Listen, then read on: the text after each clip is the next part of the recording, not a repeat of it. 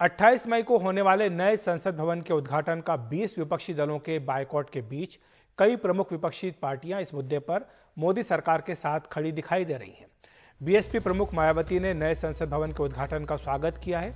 उन्होंने एक ट्वीट में कहा कि केंद्र में पहले चाहे कांग्रेस पार्टी की सरकार रही हो या अब वर्तमान में बीजेपी की, बीएसपी ने देश व जनहित निहित मुद्दों पर हमेशा दलगत राजनीति से ऊपर उठकर उनका समर्थन किया है तथा 28 मई को संसद के नए भवन के उद्घाटन का भी पार्टी इसी संदर्भ में देखते हुए इसका स्वागत करती है। और नए संसद भवन पर सियासी घमासान के बीच वाईएसआर कांग्रेस, बीजू जनता दल और अकाली दल ने ऐलान किया है कि वे उद्घाटन समारोह में शामिल होंगे। नवीन पटनायक की पार्टी बीजेडी ने कहा कि वो उद्घाटन समारोह का बहिष्कार नहीं करेगी और समारोह में शामिल होगी। मुद्दों पर बहस बाद में भी हो सकती है। अकाली दल के प्रवक्ता दलजीत चीमा ने कहा कि उनकी पार्टी उद्घाटन समारोह में शामिल होगी। उन्होंने कहा कि ये पूरे देश के लिए खुश होने वाली बात है। ऐसे कार्यक्रमों पर राजनीति नहीं होनी चाहिए।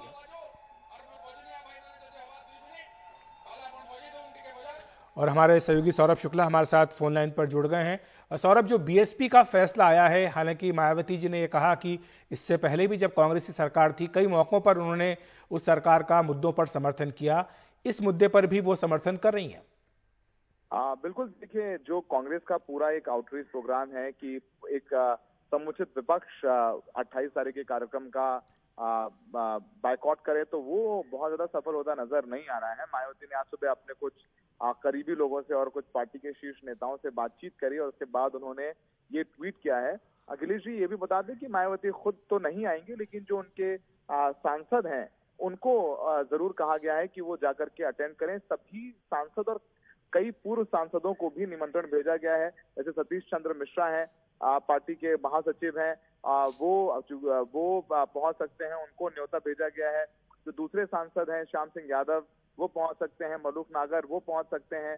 तो ऐसे कई सांसद हैं जो हमें नजर आएंगे 28 तारीख को। और मायावती ने ये जरूर कहा कि पार्टी के कार्यक्रमों में वो व्यस्त रहेंगी, वो खुद नहीं आ रही हैं। तो कहीं ना कहीं वो एक तरीके से कह सकते हैं कि बहुत सुरक्षित उन्होंने अपने आप को भी रखा है।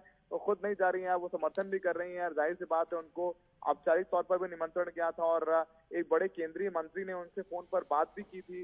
उनको इनवाइट किया गया था कि उनको रहना चाहिए। और जिस तरीके से यूपी में समाजवादी पार्टी ने भी साफ कहा है कि वो नहीं शामिल होगी। इसके अलावा जो राष्ट्रीय लोकदल है वो भी नहीं शामिल हो रहा है। ऐसे में जब मायावती ने शामिल होने को कहा है, क्योंकि यूपी में बीजेपी के बाद सबसे ज्यादा लोकसभा सांसद बीएसपी के पास हैं, तो उसमें तो यूपी में जो दूसरा विपक्षी दल बीएसपी और वो शामिल हो रहे हैं। ऐसी जाहिर सी बात है बीजेपी को बल मिलेगा और हो सकता है शाम तक औपचारिक तौर पर सतीश चंद्र मिश्रा को कह भी दिया जाए और वो भी ट्वीट करके बता दें कि वो 28 तारीख को बीएसपी की तरफ से मौके पर मौजूद रहेंगे, उद्घाटन समारोह में रहेंगे। जी, शुक्रिया आपका सौरभ इस तमाम जानकारी के लिए।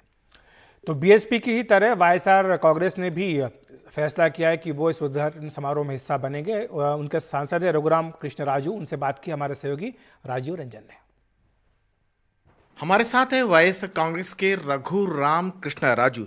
सर, 28 तारीख को क्या पार्लियामेंट की जो नई बिल्डिंग का उद्घाटन होने जा रहा है, क्या आप पार्टिसिपेट करने जा रहे हैं, उसमें अटेंड करने जा रहे हैं? I am attending the function on 28th at 12 o'clock, which is going to be inaugurated by Honorable Prime Minister Narendra Modi ji. I am attending. I got the invitation.